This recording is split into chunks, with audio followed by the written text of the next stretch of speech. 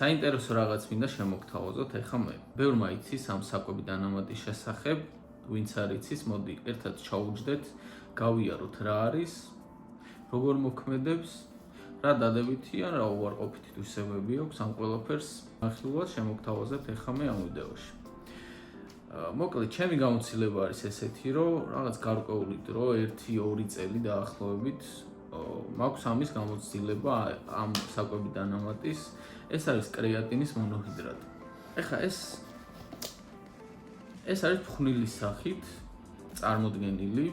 მე ყოველთვის ვიდულობ ხოლმე ფხვნილის სახით. ეს არის უგემური არის, ანუ არანაირი გემო არ აქვს, ასევე არის ფერადი შეფერილობით და უფრო ტკბილი არის ხოლმე იგენი, ანუ დამატკბობლები აქვს შერეული და ვფიქრობ, რომ თუ კი ვაპირებთ ამის მიღებას, ჯობია რომ სუფთა სახით შევიძინოთ, რადგან აქ რამდენი გრამიც არის, ეხლა ამ კონკრეტულ შეფუთვაში არის 300 გრამი რა.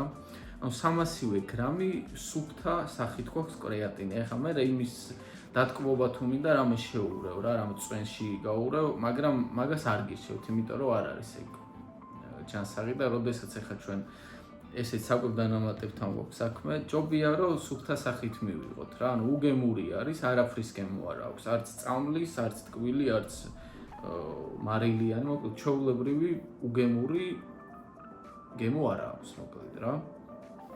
ეხლა ამას რაზე მოქმედება აქვს, ხო? პირველ რიგში ჭირდება ერთი კვირა, რომ უკვე ეფექტი მოქცეს. კუნთოვან ქსოვილში სითხეს აკავებს რა. როდესაც ხდება სითხის შეკავება, ეგ ნიშნავს იმას, რომ კუნთი უფრო მოცულობაში იზრდება, ანუ ჩატუმბული არის თლიანად რა.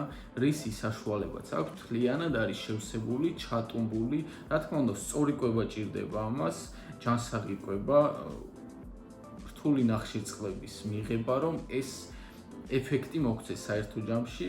ეს კიდევ ცალკე თემა არის, რომელზეც შეგვიძლია მე ცალკე ვისაუბროთ სხვა ვიდეოში, ხო? მაგრამ მოდი ახლა კონკრეტულად კრეატინზე გავამახვილოთ ყურადღება.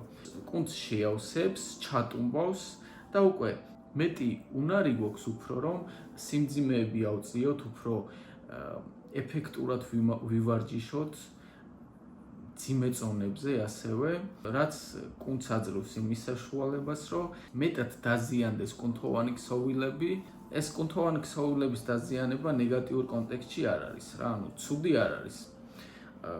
ჩვენ იმისთვის ვარჯიშობთ რეალურად, რომ კუნთოვანი ქსოვილები უნდა დაზიანდეს, რადგან მე ახალი და უფრო დიდი მოცულობით გაიზარდოთ და შესაბამისად ფიგურაც რისთვისაც ჩვენ ვიბრძვით, როცა ვარჯიშობთ ხოლმე, როცა განვაახლებთ ხოლმე აბონემენტს და ახალი შემართებით რომ მივდივართ, აი ზუსტად მაგისთვის, რომ კუნთოვანი ქსოვილები რეალურად უნდა დავიზიანოთ ჩვენ, რადგან უფრო დიდი მოცულობით და ლამაზი ფიგურა განგვივითარდეს. აი ამ ყველაფერში გვეხმარება ეს საკვები დანამატი რა. მოკლედ, ჩატუმბავს კუნთოვან ქსოვილებს, მოცულობაში გაზრდის და ამის შემდეგ უფრო ჩვენ ეფექტიანად შეგვიძლია ვარჯიში, რაც მეტად დააზიანებს კუნთოვან ქსოვილს, რაც ნიშნავს იმას, რომ მეტად აღდგება, უფრო ეფექტური აღზევება იქნება ამ კუნთებს, ხო? ეხლა ვისაც გამოცდილება აქვს ამ საკვებ დანამატთან მიმართებაში, სმენია ესეთი რაღაც, რომ არსებობს ჩატურთვის ფაზა რა. ჩატურთვის ფაზა არის ესეთი მოვლენა, რომ როდესაც თავიდან ვიწყებთ ამ კურსს, ანუ ვიყიდით ამ ფლაკონს და დავიწყებთ ამის მიღებას, რამოდენიმე დღე ვიღებთ იმაზე მეტს, ვიდრე უნდა ვიღებდეთ. ანუ თუ კი დილით, მე პირადად რა, დილით 5 გრამს ვიღებ და საღამოთიც 5 გრამს, ანუ ჯამში გავდის 10 გრამი, ამაშივე არის კოვზი, 5 გრამიანები რა. ანუ ერთ კოვს დილით, ერთ საღამოთი. ჩატურთვის ფაზაში ხდება ასე, რომ ზოგჯერ გაორმაგებაც ხდება ხოლმე ამ დოზის. ანუ თუ ვიღებდი 10-ს, ამ შემთხვევაში ვიღებ 20-ს, მაგრამ ეს 20 გრამი მაქსიმუმ 5 დღე ან 1 კვირა რა. აი ჩემი აზრით, საერთოდ რეკომენდაცია არ არის ამისი, მაგრამ მაინც თუ ვაკეთებთ ამ ჩატურთვის ფაზას თუ ვიწყებთ, ჩემი აზრით 5-დან 7 დღემდე, მაქსიმუმ 1 კვირა რა, მოკლედ შეიძლება ამ ყველაფრის გაკეთება. თუმცა ერთი გასათვალისწინებელი რაღაც არის აუცილებლად, რომ წყალი უნდა მივიღოთ იმდენი, რაც სჭირდება ორგანიზმს. აი როგორც წესი იმაზე ცოტას ვიღებთ ხოლმე რა წყალს, ვიდრე საჭირო არის, ვიდრე ჭირდება ორგანიზმს. ესეც ვერ ვიტყვით ეხლა, რომ რამდენსაც ვცვალთ, მაინც ჩვეულებრივ ფუნქციონირებს ორგანიზმი, მაგრამ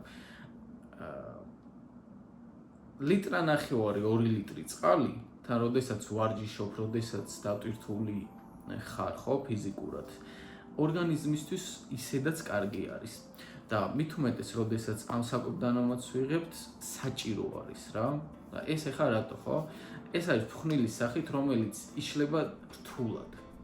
რთულად ათვისებადია შედარებით, სხვა საკვებდანამატებთან შედარებით რა. მაგალითად, BCA-ს თუ ვიღებ, მარტივად იხსნება, ხო? ამინომჟავებია, უცებ შეითვისებს ორგანიზმი და პრობლემა არ არის, მაგრამ ამ შემთხვევაში ეს არის რთულად დაშლადი შედარებით და ფხვნილი არის, რომელიც შედარებით რთულად იშლება და წყალი უნდა დავახმაროთ ამას, რომ რაიმე უარყოფითი შედეგები არ გამოიწვიოს, თირკმელში არ მოხდეს დაგროვება რა. ეხლა ამით შეშინება არ მინდა, არა ვიცი. უბრალოდ არსებობს ესეთი მითი ან რეალობა, საჭირო წყალს თუ არ მიაწვდი ორგანიზმს, თირკმელში გროვდება, რომელიც კენჭის სახით ჩამოყალიბდება. ეხლა ეს დიდი პროცესია, ხო? ამ ყველაფერს არ გეუბნებით, იმიტომ რომ თქვენ შეგაშინოთ, უბრალოდ რეკომენდაცია და აუცილებელიც არის, რომ საჭირო რაოდენობით წყალი მივიღოთ, როდესაც კრეატინ მონოჰიდრატს ვიღებთ, ხო, კურსის სახით. აი ამ ყველაფრის შემდეგ ამას აქვს იდეალური ეფექტი. რა თქმა უნდა იყოს კარგი ხარისხი. ამერიკულ ბრენდებს გირჩევთ, რადგან არის დატესტილი, ბევრი ცდები აქვს ჩატარებული და სხვათა შორის იძახიან, რომ ყველაზე მეტად არის გამოკვლეული ეს საკვებდანამატი სხვა საკვებდანამატებთან შედარებით რა. დიდი ხანი ამ თვეობით ამის მიღებაც არ არის რეკომენდირებული და მეც არ გირჩევთ. კარგი არის ხოლმე, როდესაც კურსის დასრულების შემდეგ რაღაც პაუზას ავიღებთ. სიტყვაზე ერთი თვე მივიღე, ერთი თვე არ მივიღე. აი გლუტამინი მივიღე მაგალითად. ერთი თვე ვიღებდი კრეატინს, შემდეგ ამას შევეშვები და მივიღებ ჩავანაცვლებ გლუტამინით, ხო? რაც ცალკე ვიდეოს თემაა და ამაზე შეგვიძლია მერე ვისაუბროთ სხვა ვიდეოში. გადაბმულად ამის მიღება თვეებით არ არის რეკომენდირებული და სხვა ყველაფერი რა ვიცი. არის ძალიან ეფექტური, მაგრად მუშაობს მართლა რეალურად რა. მე ზოგადად მაგ განცდა ხოლმე, აი თუნდაც წამლებთან რაღაც გავსივდი ან რამე ის დამემართა ხო და წამალი მინდა რომ მივიღო. წამალი მჭირდება ხო? აი ნდობა არ მაქვს. აი გონია რომ აი არ მუშაობს, არ ვიცი. აი ესეთი ქვეცნობიერის დონეზე მაქვს ხოლმე ესეთი განცდა, მაგრამ აი ამასთან საკვებდანამატებთან უკვე მე რა გამოცდილებაც მაქვს. სწორი ბრენდი, სანდო ბრენდი ყოველთვის ამართლებს და ყოველთვის არის ძალიან ეფექტური რა. მოკლედ აი ეს მინდოდა მეთქვა კრეატინ მონოჰიდრატთან დაკავშირებით და მე მგონი რაც მინდოდა მეთქვა ყველაფერი თქვი და არ დამიწყებია. მოკლედ თუ სხვა კითხვები გაქვთ და რამე გაინტერესებთ, შეგიძლიათ დამიწეროთ კომენტარებში. ასევე თხოვნა იქნება რომ დაალაიქოთ და გამოიწეროთ არხი, თუ კი მოგეწონათ ეს ვიდეო და ვეცდები რომ უფრო ხარისხიანი კონტენტით შემოგთავაზოთ. დიდი ხანია მიკროფონის შეძენამდე, რადგან ხმა ჩემთვის მნიშვნელოვანია ვიდეოში და ამ შემთხვევაში ცოტა უხარისხო ხმა აქვს.